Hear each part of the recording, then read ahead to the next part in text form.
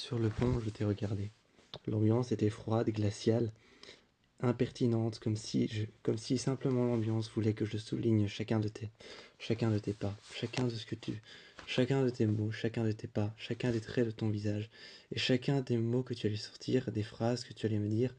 L'ambiance était froide et glaciale, comme si elle voulait que je le souligne. J'étais là contre le mur et j'attendais, je te regardais. Je t'ai dit non, non. Ensuite, je t'ai regardé, j'ai levé la tête, l'air de me dire qu'est-ce que tu fais là encore, et je t'ai regardé de haut en bas. Tu t'es avancé en voulant poser la main sur mon épaule, j'ai redressé mon épaule vers l'arrière et je t'ai regardé, en te demandant, réponds à ma question, qu'est-ce que tu fais là? Tu t'es avancé et j'ai écouté. J'ai écouté, tu m'as dit, je viens ici pour essayer de tout réparer. Tu t'es assis à côté de moi, je me suis repoussé sur le côté. Tu es revenu vers moi et tu m'as regardé et tu m'as dit, non, fais pas ça.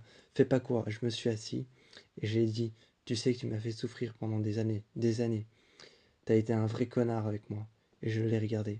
Quand j'ai dit t'as été un vrai connard avec moi, je me suis retourné vers Ethan et vers Taylor. Tous les deux étaient en train de me regarder sur le côté. Ils n'étaient ni en train de juger, ni en train d'essayer de comprendre ce qu'il se passe. Ils étaient juste en train de regarder.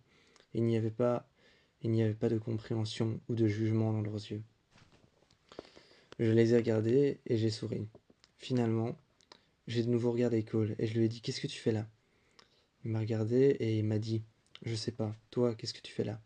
Je me suis retourné vers Ethan. Je me suis retourné vers Ethan et vers Taylor encore une fois. Ils me regardaient sans juger ou sans essayer de comprendre ce qu'il se passait. J'ai regardé Cole et je lui ai dit écoute, si tu es ici, c'est forcément que tu as quelque chose à me dire. Il m'a regardé et a dit comment ça? Non, je suis juste ici parce que je t'ai croisé et je t'ai vu sur le bord. Je me suis avancé, je lui ai dit tu viens tout le temps. T'oublies que notre relation repose sur. T'oublies que notre relation reposait entièrement sur un mauvais langage, sur un mauvais langage verbal. Tu oublies que notre relation reposait entièrement sur ça. Donc si tu viens, c'est forcément que tu as quelque chose à me dire. Il a reculé un peu et je lui ai dit alors, qu'est-ce que tu as à me dire? Qu'est-ce que tu voulais me dire? Qu'est-ce qui est si important pour que tu puisses faire tout ce trajet jusqu'ici, pour que tu puisses me voir? Et par hasard, je souligne, j'ai alors, j'ai alors fait les signes de guillemets et je l'ai regardé et je lui ai dit, et par hasard, forcément, tombé sur moi. Qu'est-ce que tu veux me dire? Je me suis reculé et je me suis mis je me suis mis contre les barrières. Là, j'ai écarté les bras, l'air de dire vas-y, raconte, mais ça ne m'importe que peu. Puis j'ai remis les bras, j'ai reposé les bras dans mes poches et je lui ai dit vas-y, je t'écoute. Et il m'a expliqué, s'est avancé. Je me suis penché sur le côté et je lui ai dit t'as oublié 2 minutes ce que je t'ai dit? Tu restes là, tu ne t'approches pas. J'ai pas envie de te voir, j'ai pas envie de t'entendre, j'ai pas envie de t'écouter, mais je peux faire l'effort d'écouter ce que t'as envie, ce que tu veux me dire. Il a commencé à me parler, je l'ai écouté. Je le regardais de haut en bas, comme pour lui donner une once d'espoir que peut-être je m'intéressais à lui, alors que c'était totalement faux. J'écoutais tout ce qu'il avait à me dire, j'écoutais tout ce qu'il avait à me dire, forcément, évidemment, je l'écoutais. Mais je n'en avais que faire. Je n'en avais vraiment je n'en avais vraiment que faire de ce qu'il me disait. Alors je continuais à l'écouter. Et j'attendais juste que ça se finisse. Comme un cours auquel on est assis sur sa chaise depuis 2 heures et on veut absolument que ça se finisse. C'était pareil. Quand on est rentré, je t'ai invité tout de suite, mais je t'ai regardé. Je t'ai regardé, j'avoue que te savoir à l'intérieur de mon appartement me glaçait un peu le sang, m'hérissait les poils des bras. Alors je t'ai regardé et je t'ai invité à rentrer. Quand j'ai ouvert la porte, je me suis retourné vers Ethan et vers Taylor. Et ils m'ont regardé encore une fois, sans jugement, sans essayer de comprendre ce qu'il se passait. Et je t'ai dit, vas-y, rentre. Mais pas le vas-y, rentre qu'on a envie d'entendre, comme quand on accueille quelqu'un chez soi. Le genre de le genre de, le genre de vas-y rentre, comme quand on dit vas-y, je vous en prie, entrez. Non, là c'était plutôt claquer la porte contre le mur et dire entre, sans aucun effort. Je t'ai regardé et tu es rentré. J'ai refermé la porte, je l'ai fermée avec mon pied sans même y toucher avec ma main. J'ai retiré la clé et je t'ai regardé à l'intérieur. Tu t'étais assis contre le fauteuil. Tu t'étais assis contre le fauteuil et tu étais en train de regarder partout autour de toi. Tu m'as dit, c'est classe chez toi. Je t'ai regardé et j'ai dit, je t'ai regardé, tête inclinée, et j'ai dit, tu dis ça pour alléger ta souffrance? Tu dis ça pour alléger ta souffrance ou simplement comme ça pour te convaincre de quelque chose? Quand j'ai dit, tu dis ça simplement pour alléger ta conscience ou tu me dis ça simplement pour te convaincre de quelque chose?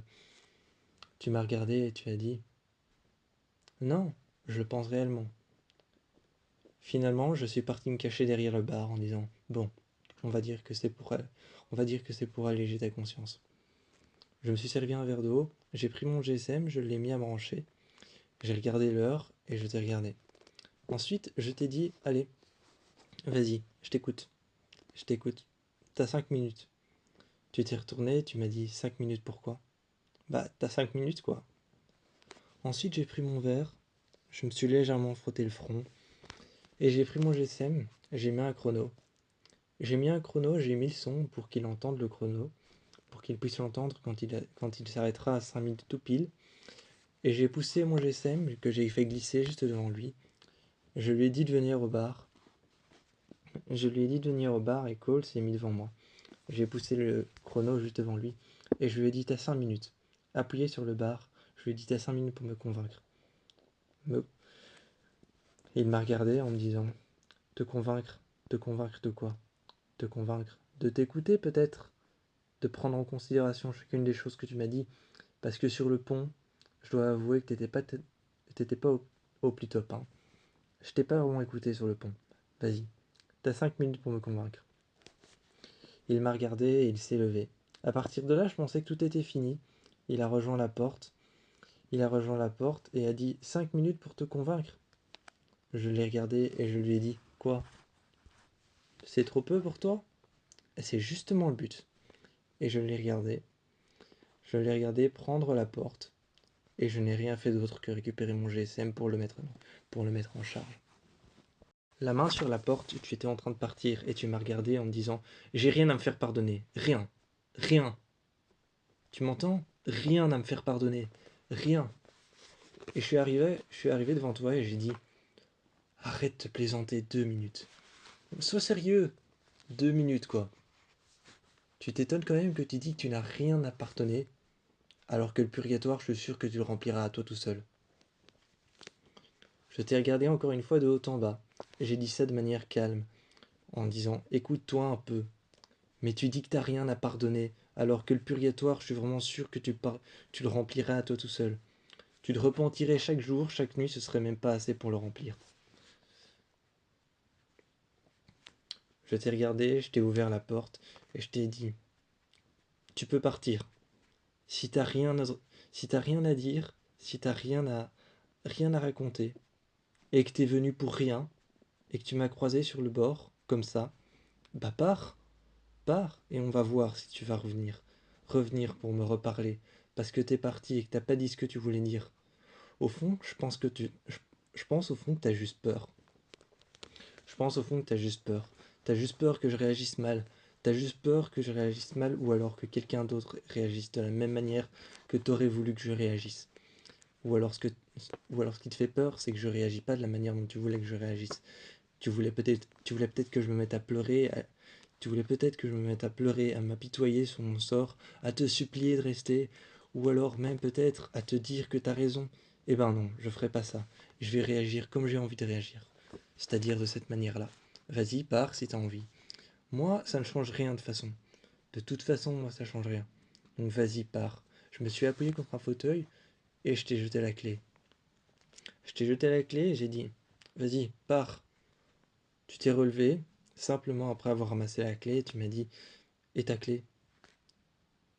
J'ai incliné la tête et j'ai dit, franchement, tu réfléchis jamais 2 minutes en fait. C'est mon appartement, tu crois pas que j'ai le double? Alors je t'ai jeté la clé, je t'ai dit, vas-y, pars. Mais tu sais quoi? Tu peux partir avec tous les remords et les regrets, ou avec le fait de ne m'avoir rien dit parce que je ne réagissais pas comme tu le voulais, ou que tu n'imaginais, ou que j'ai réagi, ou que j'ai réagi seulement pas comme tu l'imaginais. Tu peux partir, mais tu vas revenir. Tu vas revenir. C'est pas moi qui le dis, c'est l'univers. C'est l'univers, c'est comme ça. Je sais. Tu vas revenir parce que t'auras pas dit ce que tu voulais dire et que j'aurais pas réagi comme tu voulais que je réagisse. Ou alors que t'es trop pitoyable et trop faible pour pouvoir dire ce que t'as envie de dire.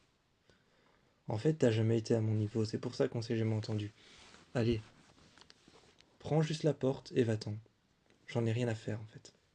Tu m'as regardé, tu m'as lancé un regard que je connaissais si bien, depuis des années, et tu as fermé la porte derrière toi.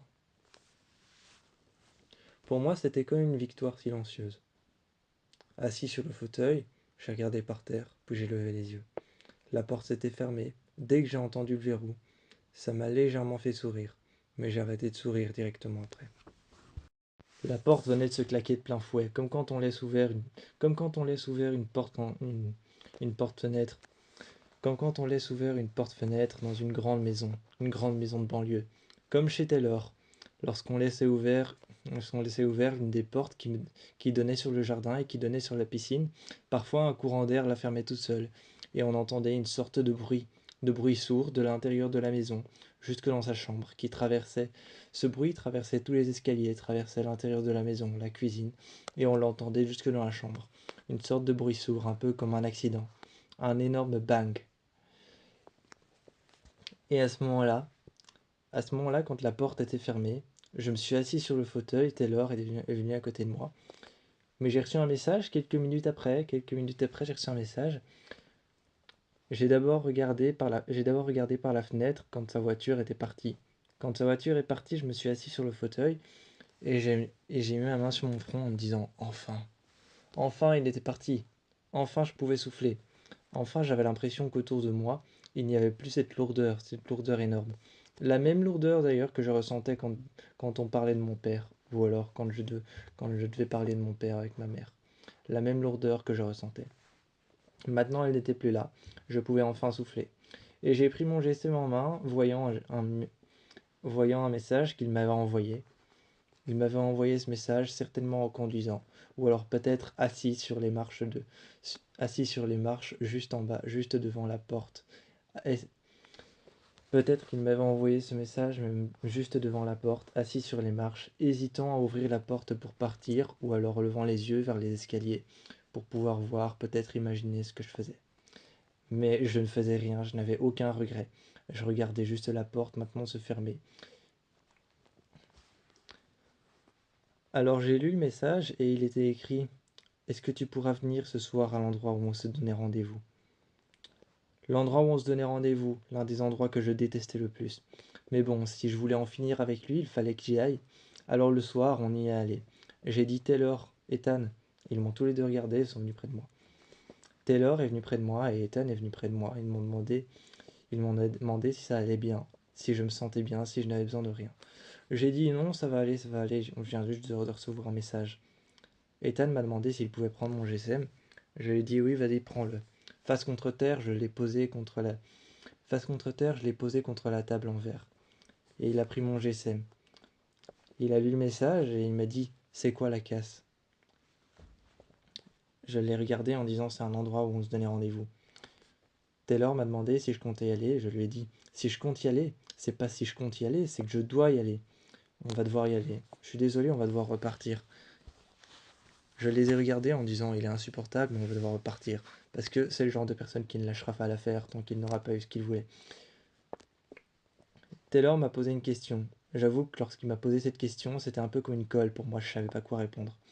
Il m'a demandé: mais si c'est une genre de personne à ne pas lâcher tant qu'il n'a pas ce qu'il veut, et ce qu'il veut c'est toi, comment tu vas faire pour faire en sorte qu'il ait ce qu'il veuille?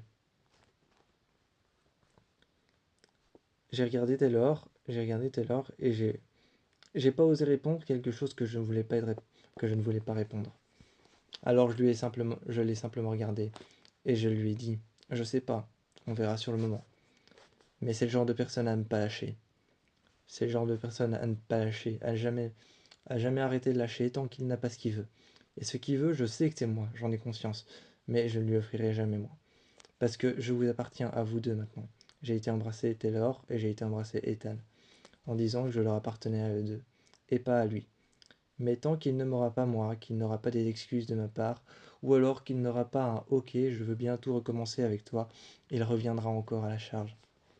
Si ça se trouve, ce sera dans un mois ou une semaine, ou alors ça se trouve, ce sera justement le lendemain. Peut-être que ce sera demain, mais il faut qu'on y aille. En ouvrant la grille de la casse, j'ai regardé autour de moi. Toutes les voitures cassées, entalées les unes sur les autres, tous les vieux objets, toutes les vieilles ferrailles qui étaient en train de grincer avec le bruit du vent et l'humidité. Cette vieille rigole qui était en train d'encaisser toute l'humidité de la décharge, et je suis arrivé. J'ai regardé la casse, parce qu'il y avait la décharge juste à côté et les odeurs nauséabondes, les rejets dans l'eau, les rejets de la décharge dans l'eau à travers les grands tuyaux. Et j'ai vu ces grands tuyaux en métal, je les ai observés un instant. Puis j'ai vu apparaître une silhouette. Une silhouette terrée dans l'ombre entre, entre deux voitures. Entre deux voitures qui étaient accidentées l'une contre l'autre et une troisième voiture posée à l'envers sur le toit. Je l'ai vu arriver, par le côté, un véritable labyrinthe. Un petit peu comme dans sa tête, je suppose. Un véritable labyrinthe où la récompense, la sortie, c'est essayer de trouver le pardon. Le pardon de ce qu'il a fait, le pardon ou alors la récompense, c'est peut-être essayer de me trouver moi. Je me suis avancé vers lui, il s'est avancé vers moi, je me suis arrêté. C'est un petit peu comme les duels dans les films, les duels à mort. Et je l'ai regardé et je lui ai dit, en observant simplement autour de lui, mais jamais en regardant ne serait-ce que ses cheveux ou son visage, simplement en regardant par terre, autour de lui, et en évitant en évitant de regarder ses bras, ses épaules, de regarder son corps ou de regarder surtout ses yeux, ou surtout son visage.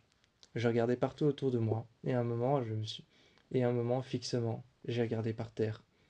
Puis j'ai levé la tête et encore une fois, je regardais une voiture sur le côté et des amas de métaux qui étaient mis sur les autres.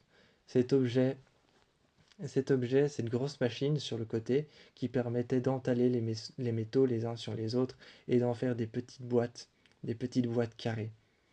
Je regardais ces grosses machines, éléments qui permettaient de soulever des poids énormes.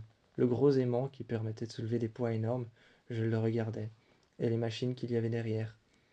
La garde sur le côté, la tour de garde qu'il y avait juste à côté, un petit peu comme une prison, les barbelés tout autour, et les fils, les câbles qu'il y avait tout autour, qui étaient encore si rigides, si tendus, que à travers le vent, je pouvais en entendre le bruit, des, je pouvais en entendre les bruits des ressorts auxquels étaient attachés les câbles de fer, se tendre et parfois faire un petit sifflement ou un petit bruit.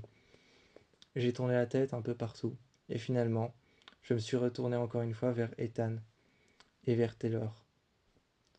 Et il me regardait avec sérieux, l'air de me dire vas-y, va lui parler, dis-lui tout ce que tu lui as à dire. Il me regardait avec sérieux, mais n'était pas impliqué dans l'histoire. Il me regardait genre, il me regardait simplement de manière à me dire genre vas-y, dis ce que tu ressens, dis-lui ce que tu ressens, dis-lui tes 4 vérités.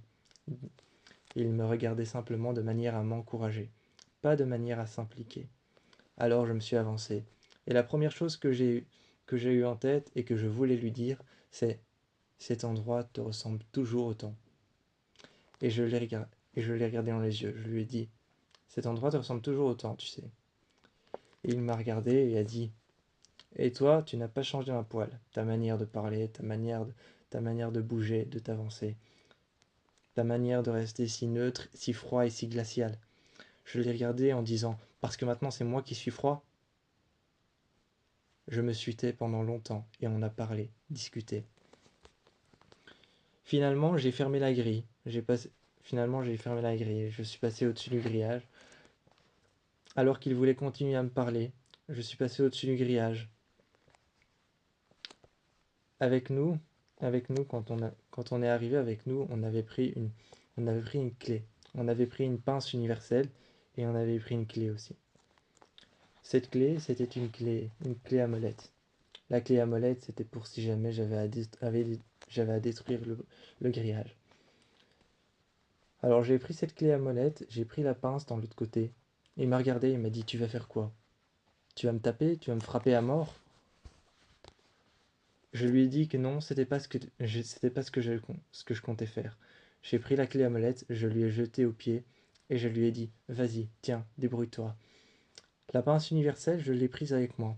J'ai coupé les, j'ai coupé les, fi- j'ai coupé les barbelés. J'ai coupé les barbelés et je les ai écartés avec mes mains. Je m'étais blessé, mais ce n'était pas grave. Ça ne saignait pas abondamment. Ça ne saignait pas abondamment comme une plaie ouverte. J'ai juste un petit peu saigné, j'ai regardé les barbelés. Je les ai jetés par terre. Et finalement, j'ai coupé les grillages. On est parti, on a rejoint la voiture. J'ai refermé les grillages de l'extérieur en les refermant de l'intérieur. Il était emprisonné à l'intérieur. Il était emprisonné à l'intérieur.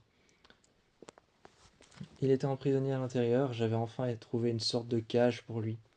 C'était tout ce qu'il méritait, être enfermé dans un endroit qui lui ressemble. On est parti. Je l'ai regardé, j'ai ouvert la fenêtre, et je lui ai dit: T'as qu'à réfléchir à la manière dont tu m'as parlé. T'as qu'à réfléchir à la manière. T'as qu'à réfléchir à la manière dont tu m'as parlé. À ce que tu m'as fait suivre quand t'es venu pour me parler et que tu m'as même rien dit. T'as qu'à réfléchir à tout ça.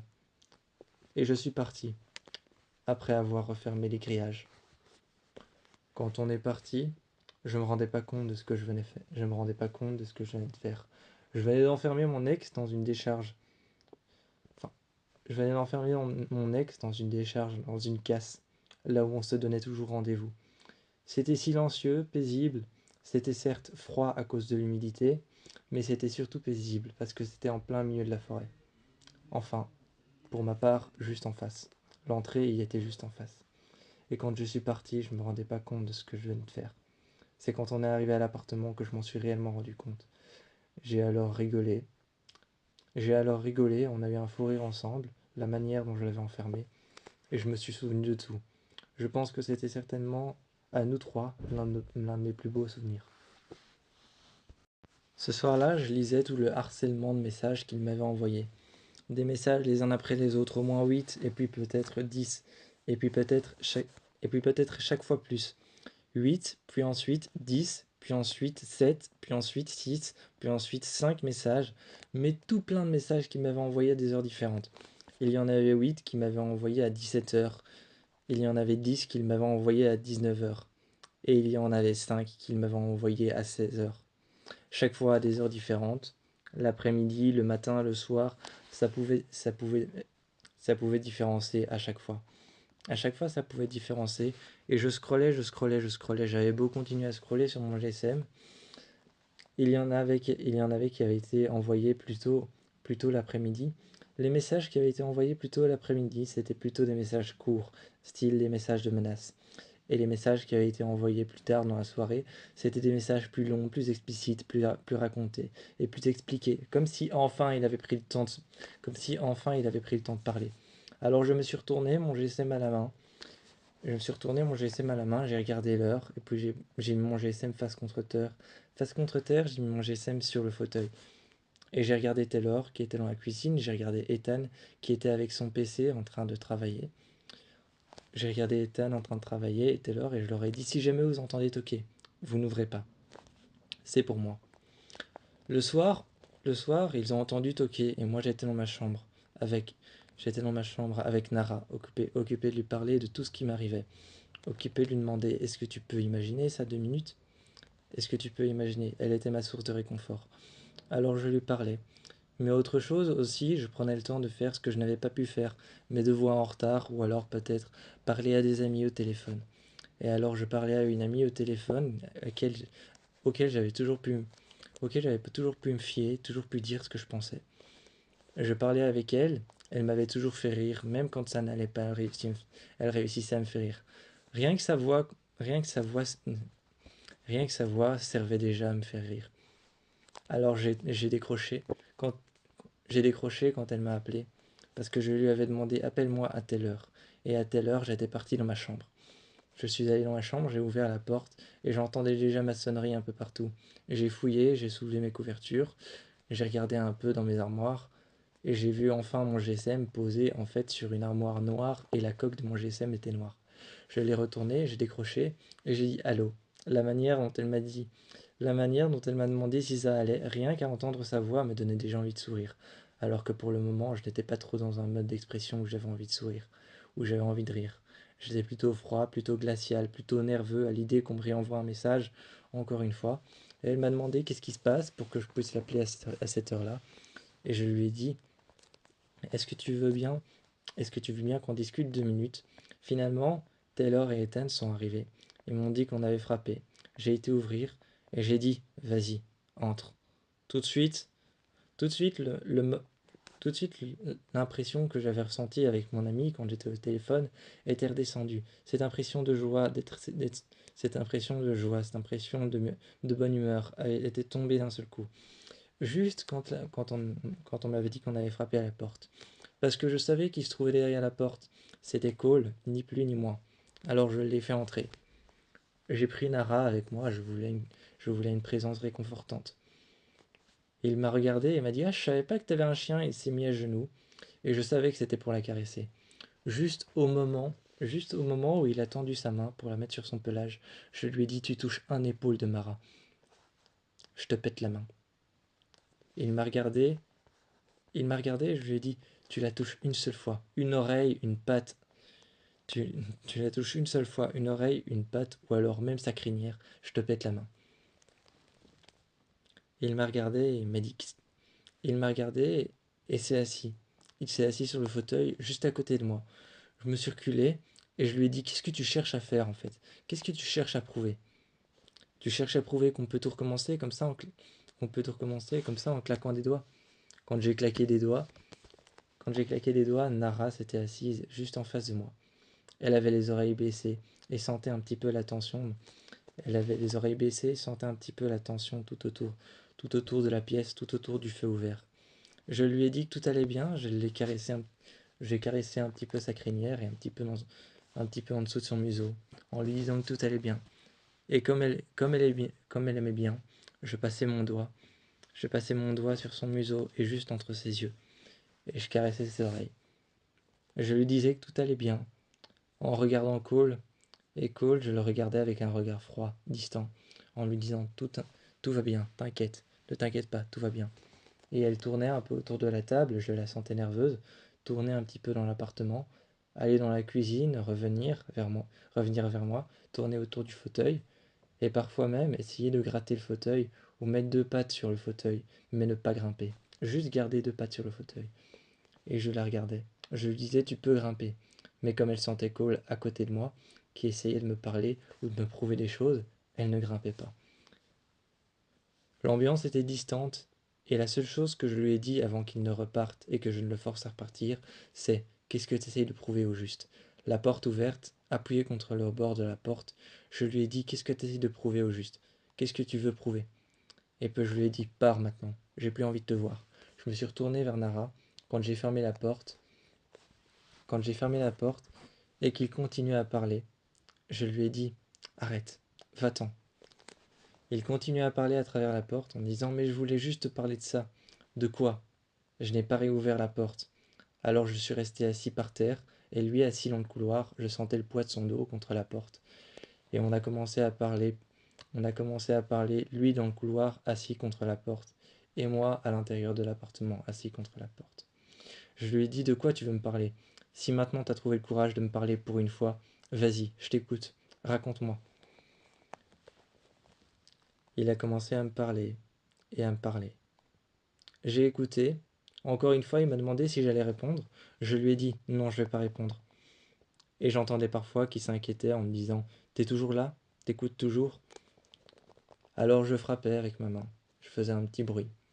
Je frappais avec ma main sur la porte. Et pour lui montrer que j'étais toujours là, je frappais avec ma main à plat contre la porte. Ou alors parfois je faisais un coup de dos sur la porte pour lui dire et pour lui montrer que j'étais toujours là, pour qu'il sente les vibrations de mon dos à travers la porte. Nara est arrivée près de moi et s'est couchée. Je lui ai dit: T'inquiète, c'est pas grave. Il a compris, il a pensé que c'était à lui que je parlais. Je lui ai dit: Non, mon chien est venu près de moi.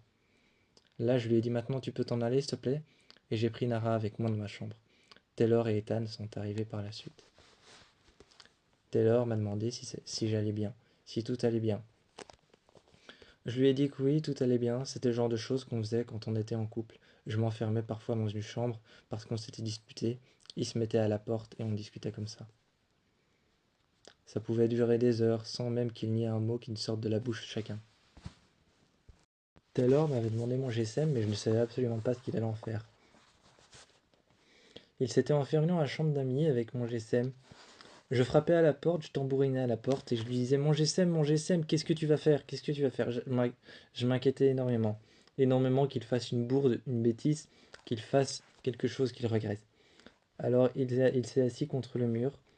Il s'est assis contre le mur et a frappé 2 fois, comme pour me dire assieds-toi comme tu le fais avec Cole. Et je me suis assis par terre. Je me suis assis par terre et on a commencé à parler.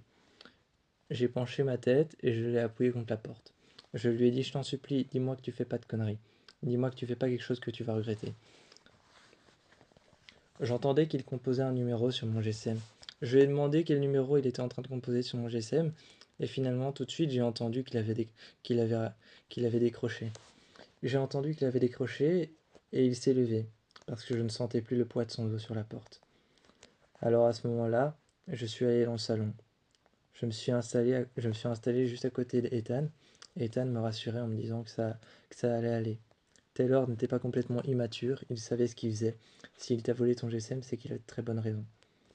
J'avais l'impression qu'il prenait parti, mais en même temps, il me rassurait et je me sentais bien. Je me sentais mieux quand il me parlait, parce qu'il me rassurait, mais en même temps, j'avais l'impression qu'il prenait parti, qu'il prenait son parti.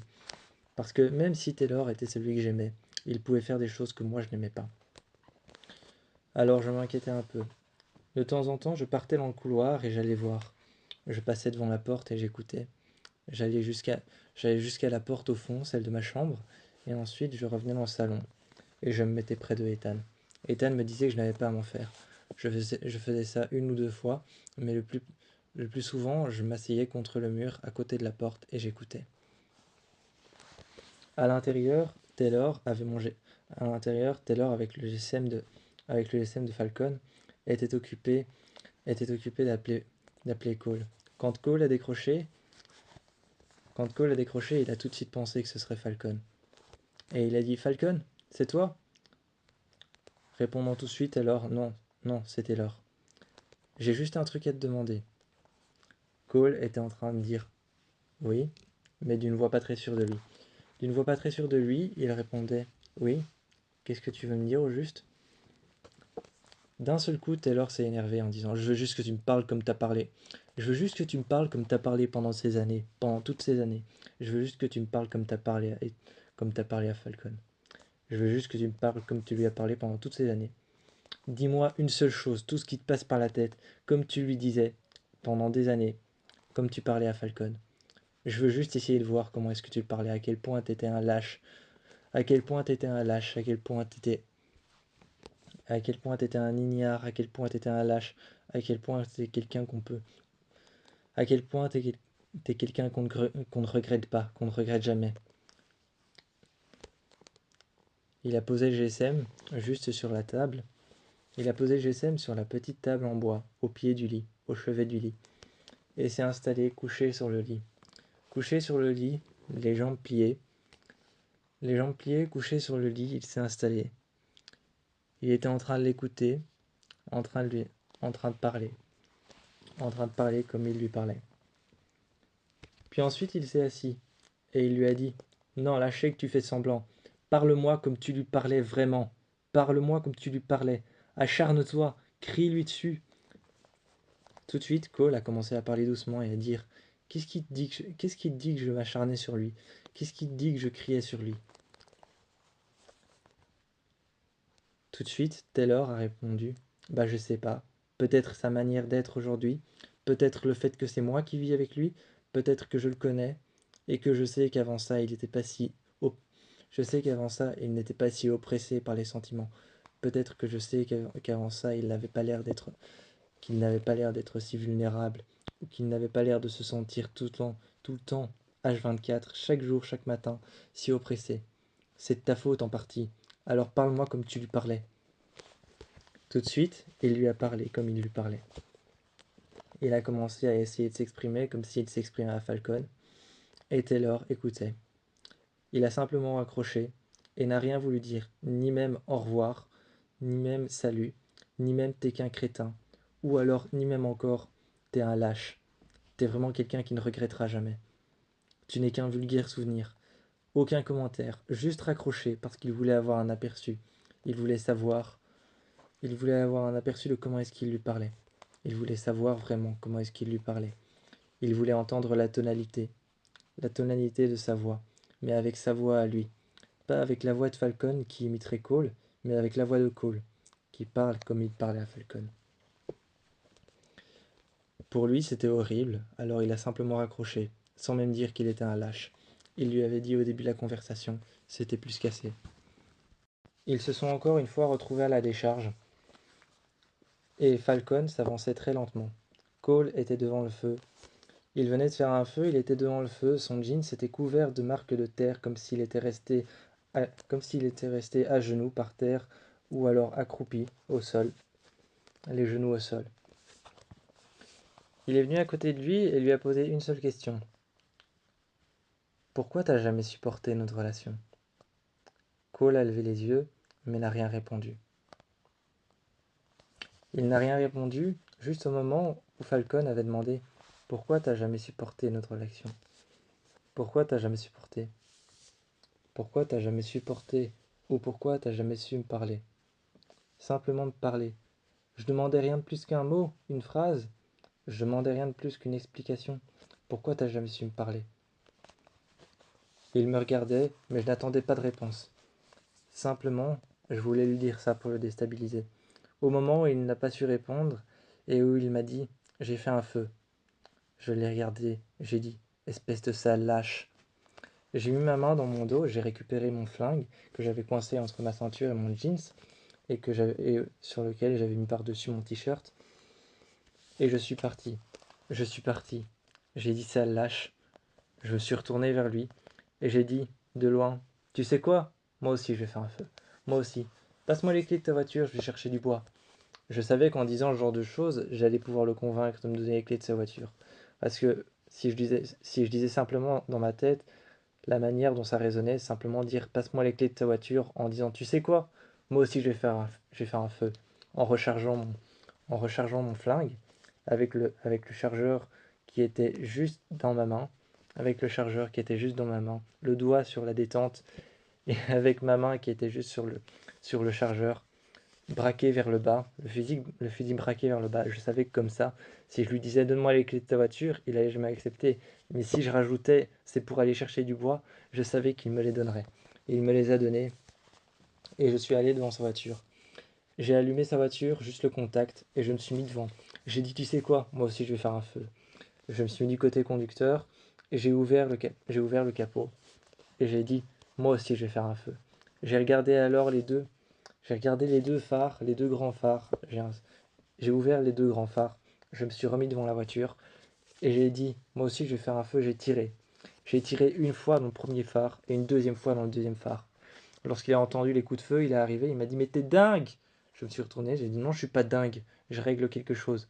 Je fais un feu, c'est ce que tu voulais, non? Alors là, j'ai été chercher de l'essence. J'ai été chercher de l'essence à l'arrière. Je savais qu'il cachait des petits bidons d'essence, des tout petits. J'ai aspergé le coffre tout de suite. En aspergeant le coffre, j'ai commencé à regarder l'essence. J'ai regardé l'essence qui coulait un peu partout. J'entendais les gouttes d'essence et les gouttes d'eau sur le bord de la voiture, sur la tôle. J'ai aspergé tout le, co- j'ai aspergé tout le coffre d'essence. Quand j'ai aspergé tout le coffre d'essence, finalement, je l'ai regardé et je lui ai dit, tu sais quoi, moi aussi je vais faire un feu. J'ai pris une petite bouteille d'essence et j'ai aspergé alors l'intérieur du moteur de sa voiture. Quand j'ai aspergé l'intérieur du moteur de sa voiture d'essence, je suis resté en face. J'ai mis le flingue de travers sur le côté. J'ai incliné la tête pour avoir l'œil dans le chargeur, pour avoir l'œil dans le viseur, pour avoir la main sur le chargeur, l'œil dans le viseur. J'ai regardé la voiture et j'ai tiré tout droit tout droit sur la voiture, tout droit dans le moteur. J'ai tiré et là le feu s'est déclenché. Mais je savais qu'en tirant sur le moteur, je serais repoussé par l'explosion du feu qui a explosé d'un seul coup. La voiture non, mais le feu si. Repoussé par les flammes, par la vague de flammes, j'ai tiré et j'ai fait tiens, moi aussi j'ai fait un feu. Et je l'ai regardé et là j'ai tiré. J'ai tiré tout de suite. J'ai eu l'impression de sentir la balle à des centaines de... J'ai j'ai eu l'impression de sentir la balle sortir du chargeur du fusil. J'ai senti la balle vibrer dans le chargeur. J'ai senti le ressort propulser la balle. J'ai senti le chien du fusil, la détente et le chargeur braquer braquer vers la voiture quand j'ai en- quand j'ai enfin quand j'ai enfin braqué l'arme vers la voiture, quand j'ai enfin braqué mon fusil vers la voiture. J'ai senti l'odeur de poudre après, mais en chargeant le fusil, en inclinant le fusil dans le chargeur, dans la dans le chargeur, j'ai pu sentir le ressort, la balle montée, le chargeur qui s'est vidé de une seule balle et la balle propulsée à travers tout le canon du fusil. Mon doigt sur la détente, j'ai lâché et j'ai soufflé. J'ai dé- j'ai détendu mes épaules et puis je suis allé à l'arrière. J'ai regardé sa voiture et j'ai dit voilà, là j'ai fait un feu. Là j'ai fait un feu, j'ai pris mon arme et je l'ai nettoyée. Je ne sais pas pourquoi je me suis vengé sur son coffre en l'aspergeant aussi d'essence, mais j'espérais qu'il fasse une fausse manip et peut-être qu'il déclenche un feu sans le savoir. Ou alors peut-être que simplement l'odeur de l'essence l'inquiéterait, plus qu'autre chose, en disant que sa voiture est sur le point, en disant que sa voiture est sur le point d'exploser. Je ne sais pas, je me disais que cette odeur l'inquiéterait. Mais je ne sais pas pourquoi je me suis d'abord acharné sur l'arrière de la voiture. Peut-être peut-être parce que je me suis senti toujours coincé dans son ombre, ou alors je ne sais pas pour quelle autre raison. Mais quand je me suis acharné juste sur l'avant de sa voiture, quand j'ai ouvert et que j'ai vu le moteur, j'ai pensé directement à l'asperger d'essence et à tirer dessus avec le canon de mon fusil. Quand j'ai tiré avec le canon de mon fusil, j'ai senti non seulement la balle partir, l'odeur de la poudre, mais non seulement aussi le ressort à l'intérieur qui a propulsé la balle dans le canon. J'ai eu l'impression même de sentir l'impact au moment où la vague de flammes s'est déclenchée. Une fois que j'avais tiré, je me sentais mieux. J'ai été voir Cole. Je lui ai donné je lui ai donné la douille de balle que j'avais récupérée juste en dessous du coffre. Juste en dessous du coffre, un peu plus loin, j'ai récupéré la douille. Et je lui ai dit, tiens, ça c'est cadeau, un petit souvenir pour te souvenir de moi. Et là je suis parti. Là j'ai fermé son coffre. J'ai fermé son coffre, récupérant la douille, parce que j'avais tiré dans un de ses pneus. J'avais tiré dans un de ses pneus à l'arrière. Je me suis dit qu'il s'en rendrait compte assez tôt et qu'il est assez malin pour pouvoir s'en rendre compte tout seul. J'ai récupéré la douille à l'intérieur du pneu, histoire qu'il se rende compte aussi du bruit. Et là, je lui ai dit, tiens, mon petit souvenir. Quand il a tendu la main, je lui ai mis en main. Et je lui ai dit, comme ça, tu te souviendras de moi. Il regardait sa voiture brûler. Et moi, je suis parti avec la mienne. Je l'ai laissée là. Je ne l'ai pas emmené, ou je ne l'ai pas emmené, ou je ne lui ai pas souhaité de trouver un Uber qui puisse trouver une décharge. Je ne lui ai pas souhaité de marcher jusqu'en ville et de trouver un taxi de sitôt. Je suis simplement parti. Ça m'avait relaxé de marquer sa voiture comme ça, la marquer de mon empreinte, la marquer d'un feu qui pour moi était presque éternel. En ne lui souhaitant rien du tout, j'avais l'impression de me sentir un peu coupable. Alors j'ai arrêté la voiture et j'ai regardé l'horizon avec la ville de New York qui était éclairée. Et là, je me suis retourné. Je me suis retourné et finalement, en marche arrière, très vite, j'ai arrêté la voiture juste devant lui. J'ai ouvert la porte sur le côté et j'ai dit, viens, monte. J'ai ouvert la porte sur le côté, je me suis penché. Il, il s'est assis à côté de moi et il m'a dit, où est-ce que tu m'emmènes? Je lui ai dit, je t'invite. Je t'invite quelque part. On est allé à un bar. On est allé à un bar, je me suis assis. J'ai dit, Cole, viens t'asseoir. Je- Ethan et Taylor, qui étaient en train de me regarder, ne comprenaient pas pourquoi. Ils étaient à l'arrière, mais ne comprenaient pas pourquoi est-ce que je faisais ça. Pourquoi est-ce que je l'avais pris dans la voiture. Pourquoi est-ce que je l'avais pris simplement et que je parlais gentiment avec lui alors que lui avait été simplement un connard Lui avait toujours été un connard, avait toujours été un lâche avec moi. Il n'avait jamais osé s'exprimer comme il le voulait. Il n'avait jamais osé s'exprimer comme eux le faisaient, comme Ethan et Taylor le faisaient vraiment dans une vraie relation, comme on le fait. Il avait toujours été un lâche. Alors il se demandait pourquoi est-ce que je faisais ça. Quand je l'ai emmené dans un bar, la première question que je lui ai posée, c'est simplement qu'est-ce que tu vas boire? La barmaid a pris sa commande et alors lui a servi ce qu'il allait. La barmaid lui a servi sa commande et a dit voilà jeune homme. Je l'ai regardé. Je l'ai regardé juste pour le déstabiliser, juste au moment où la barmaid a dit voilà jeune homme, avec son essuie sur l'épaule. Et là j'ai regardé la barmaid et puis je lui ai dit avec mon verre quand elle est arrivée et qu'elle m'a dit et pour vous. Elle a ouvert la canette et a versé dans un verre.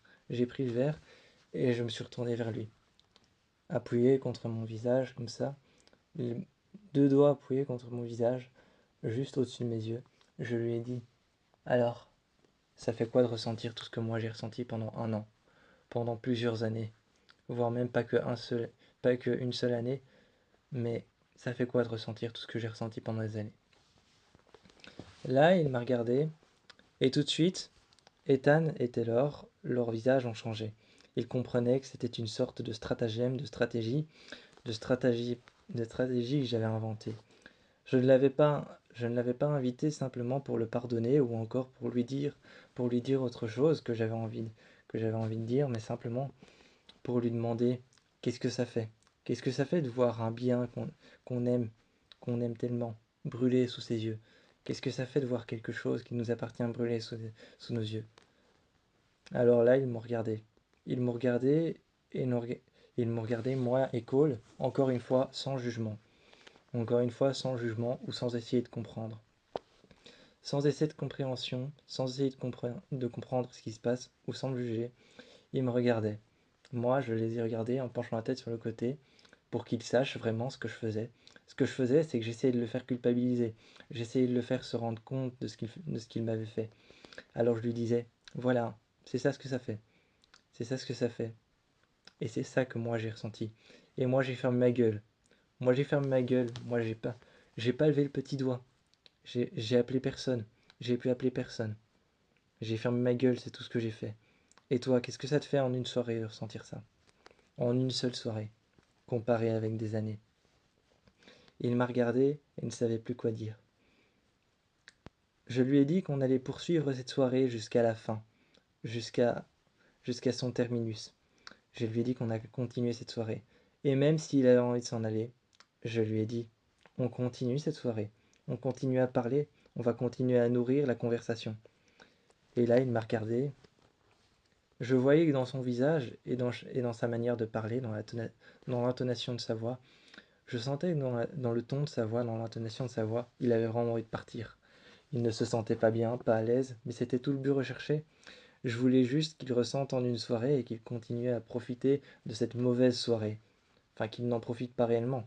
Mais par profiter, je veux dire qu'il la vive jusqu'au bout, jusqu'à la fin, jusqu'à la vraie fin, celle, celle que j'aurais dessinée. Et à la fin, quand je l'ai enfin libéré, laissé partir de ce chaos, je l'ai regardé et je lui ai dit, voilà, c'est ça que je ressentais quand tu me parlais. C'est ça que je ressentais quand j'ai brûlé ta voiture. C'est ça que je ressentais quand on s'enfermait. Parfois on s'enfermait chacun de notre côté. Quand j'ai brûlé ta voiture, tu vois ce que ça fait, c'est ça que je ressentais.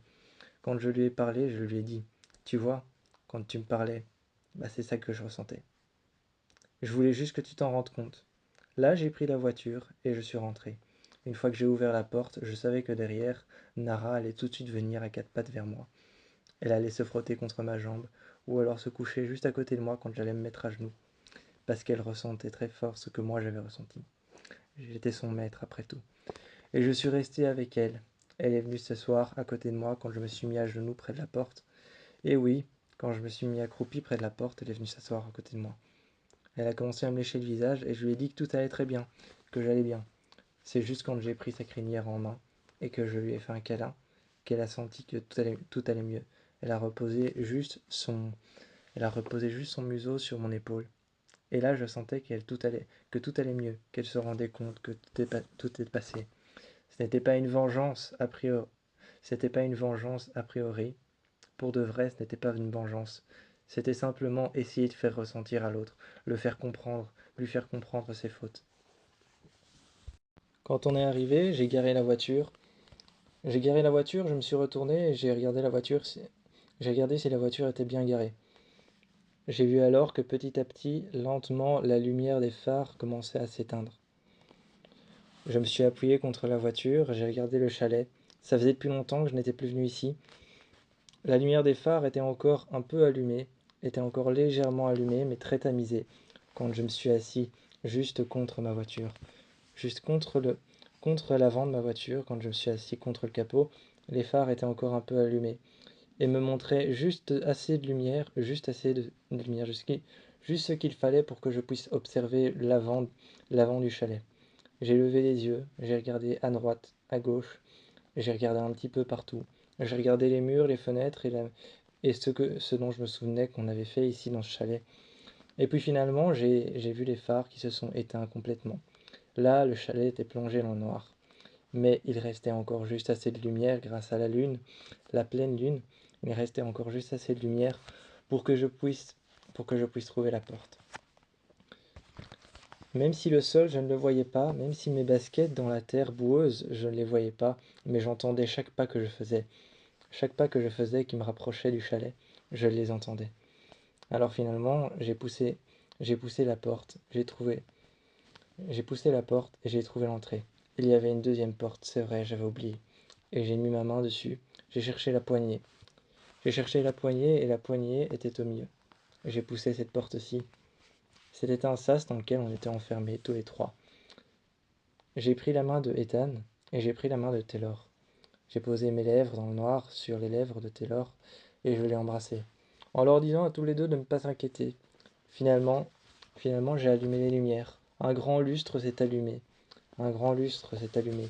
Pas le style de lustre qu'on trouve dans des maisons avec des petits diamants ou avec des petits morceaux de verre creusés en diamants pour de faux. Non, pas ce style de lustre-là. Plus un style de lustre qu'on trouve dans des chalets, dans des forêts. Plus le style de lustre qui a été fait avec des morceaux de bois sculptés, ou plus le style de lampes qui sont faits avec des bois de serre. J'ai regardé le lustre s'allumer. Celui-ci était allumé avec des petites. Celui-ci était allumé simplement avec des petites ampoules, des toutes petites ampoules qu'on voyait à peine, presque comme des guirlandes. Mais elles étaient suffisamment visibles et suffisamment grandes pour qu'on puisse les voir. Alors j'ai vu le lustre, j'ai regardé les autres lampes, et j'ai demandé à Ethan et Taylor d'allumer toutes les lampes. On s'est assis, je nous ai servi à boire dans le.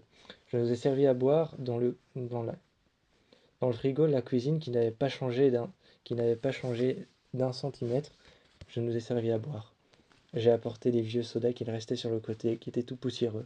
Je me suis dit qu'ils étaient peut-être encore bons, voire même mieux, encore beaucoup plus bons que ce qu'ils ne l'étaient avant, car ils étaient restés là et avaient fermenté. Ce n'était pas du vin, évidemment, c'était de la bière, mais on s'est installé. Là, j'ai regardé Cole, et il a commencé à essayer de me parler avec une voix basse et douce, comme je lui avais demandé au bar. Il a commencé à essayer de me parler et je lui ai dit non, non, sur un ton sec mais pas énervé, sur un ton sec et ferme. J'ai commencé à lui dire non, non, c'est pas ce que je veux, c'est pas ce que je veux. Je veux pas que tu me parles ou que tu essayes de me parler comme tu aurais dû le faire. Ce que je veux, c'est que tu écoutes. Je veux que tu écoutes. Comment est-ce que tu m'as fait mal? Comment est-ce que tu as fait ça? Comment est-ce que tu as réussi à me faire autant? Comment est-ce que tu as réussi à me faire autant de peine? Je veux que tu écoutes chacune de mes cicatrices, que tu les ressentes. Alors là, je lui ai parlé et je lui ai dit, la perte de mon père, c'est pas toi. Ok, c'est pas toi, ça n'a jamais été toi. Et puis c'est pas une perte pour moi, c'est mon père qui m'a abandonné. L'abandon de mon père, c'est pas toi. Ok, j'en suis. Ça, je suis conscient, c'est pas toi. Par contre, le fait que j'ai été rabaissé, humilié, critiqué, le fait que j'ai chaque fois été observé minutieusement comme un objet, ça, c'est toi.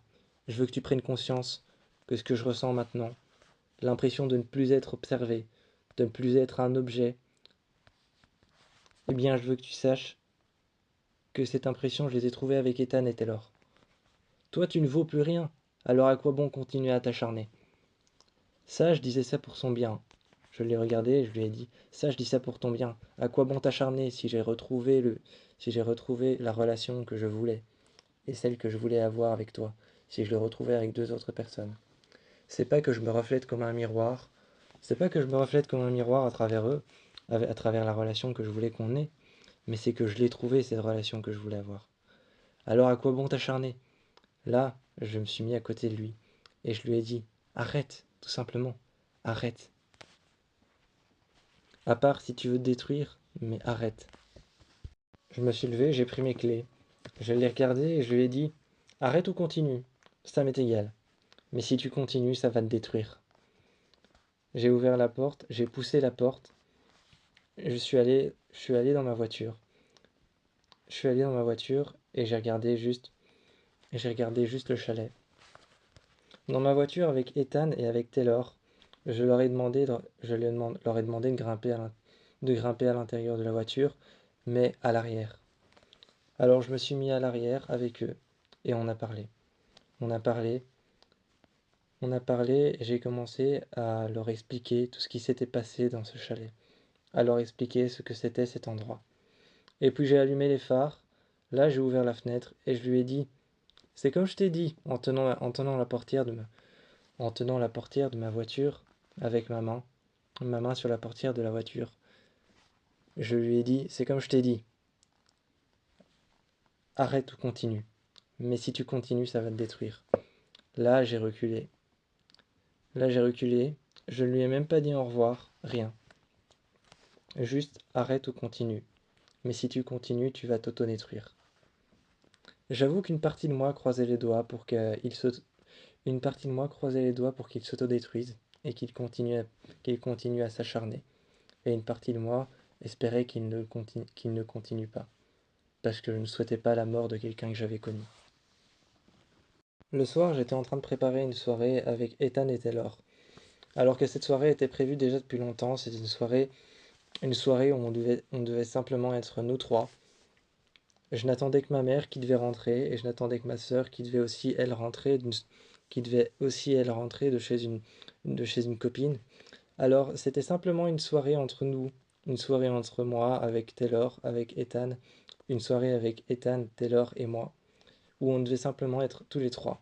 La seule chose qu'on attendait, c'était ma mère qui devait rentrer et ma sœur qui devait rentrer de chez une copine. Alors que Alors qu'on était en train de parler, moi je leur ai expliqué qu'il va falloir que plus tard ce soir, quand on sera en train de dormir, quand tout le monde sera en train de dormir, je vais prendre les clés de ma voiture et je vais m'en aller. Et ils m'ont demandé où est-ce que j'allais. Et tout de suite, Taylor m'a regardé et a dit, ah oui, au chalet. J'ai regardé Taylor et j'ai dit, ça t'inquiète? Et il m'a dit que non, mais je savais que oui. Je savais que oui et je lui ai dit, si ça t'inquiète, tu peux me le dire. Tu peux me le dire si ça t'inquiète. Mais je vais retourner là-bas, effectivement. J'ai un dernier truc à régler avec lui. Ensuite, ce sera fini, on pourra tourner la page. Ensuite, ce sera fini. Ethan m'a regardé et a dit, ce petit truc, tu peux pas le régler à distance, tu peux pas rester ici. Non pas que je ne veuille pas que tu le règles, mais simplement, est-ce que tu as vraiment besoin de le voir pour régler cette chose? J'ai regardé Ethan et j'ai dit merci J'ai dit merci, mais j'ai vraiment besoin de le voir. Je sais que je pourrais vous raconter. Quand j'ai dit, je sais que je pourrais vous raconter ce que je vais faire, c'est vrai, pour vous rassurer. Là, et, là, Ethan s'est approché de moi en disant, non, t'es pas obligé, tu sais. Mais Taylor, je voyais dans son regard qu'il avait envie de dire, bah si, explique-nous, comme ça on sait. Comme ça on sait ce que tu vas faire. J'avais l'impression qu'il voulait me dire, ne fais pas de conneries, ou alors ne fais pas n'importe quoi. Alors je leur ai expliqué que c'était simplement aller voir, et lui expliquer tous les moments où il avait été absent. Taylor s'est rapproché et a dit, ah, pour ton accident, pour ce que t'as eu. J'ai regardé Taylor et j'ai dit, oui, pour ça. Juste lui montrer à quel point à quel point il a été absent. Non pas que je veuille le torturer ou non pas que je veuille lui faire du mal, mais juste lui montrer à quel point il a été absent, à quel point il m'a nié, à quel point il m'a mis sur le côté. et je veux lui faire ressentir tout ce que j'ai ressenti. Un peu comme si je voulais transposer toutes mes cicatrices sur lui. Sauf celle de mon père, évidemment, pour ça il n'est pas au courant. Évidemment, pour ça il est au courant, mais ce n'est pas lui. Ce n'est pas à lui de... Ce n'est pas à lui d'être le fautif. C'est mon père. Il m'a regardé et il m'a dit « Je comprends que tu veuilles faire ça seul. » Alors ils sont restés là tous les deux, et le soir, quand la maison était enfin éteinte, quand la maison était en train de prendre un souffle, quand la maison était en train de prendre son dernier souffle pour pouvoir s'endormir dans le sommeil paradoxal, comme tout le monde couché dans son lit, j'ai regardé chaque porte, la porte de la chambre de ma mère, la porte de la chambre de ma sœur, ma porte, ma porte que j'ai ouverte. J'ai regardé le couloir et la chambre d'amis dans laquelle ce soir-là exceptionnellement parce que je partais, Taylor et Ethan avaient été dormir là. Je les ai regardés en train de dormir l'un contre l'autre et j'ai fermé la porte. Je suis parti, c'est rentré fort dans mes mains, les clés de ma voiture pour qu'elles ne fassent pas de bruit ou qu'elles ne cognent pas les murs. Là, je suis parti. Nara m'a un peu gratté la main, m'a un peu frotté la main, et je sentais ses coussinets et sa patte contre moi. Comme si elle me disait « Où est-ce que tu vas ?»« Non, ne t'en vas pas, ne t'en vas pas. » Comme si elle voulait me dire « Maître, ne pars pas. » Je lui ai dit qu'il fallait que je le fasse. Je l'ai embrassé sur le museau, je l'ai embrassé sur la gueule, et je lui ai dit « Je dois le faire, je dois le faire. » Alors j'ai laissé sur mon lit une petite photo de moi, pour qu'elle puisse se souvenir. Une photo de moi quand j'étais tout jeune et que j'avais été la chercher au refuge. Elle s'est couchée juste à côté de cette photo, et quand je suis parti, arrivé juste devant le chalet, j'ai garé la voiture. Elle s'est éteinte de la même manière. Les phares petit à petit sont devenus sombres et puis se sont éteints complètement. À l'intérieur, Cole m'attendait devant le feu. Il fixait les flammes et écoutait le crépitement du bois. Je me suis installé à côté de lui, et là il m'a posé cette question. Enfin, cette question que j'attendais tant, parce que depuis le temps qu'il faisait semblant de ne pas voir ça. Et il m'a dit « Qu'est-ce qui t'est arrivé ?» Et là je lui ai expliqué « Ce qui m'est arrivé, c'est que t'étais absent, ce qui m'est arrivé. » Et je lui ai tout expliqué, dans les moindres détails, allant jusqu'aux détails les plus sanglants sur lesquels je pouvais appuyer pour lui faire ressentir sa culpabilité et l'absence duquel au fait qu'il n'était pas là ce jour-là. J'insistais sur tous les points les plus sanglants, pour pouvoir appuyer là où ça fait mal. Ce n'était pas une vengeance, de la vengeance gratuite, ou le fait d'essayer de faire en sorte qu'il se sente coupable, c'était simplement le fait de faire en sorte qu'il se rende compte.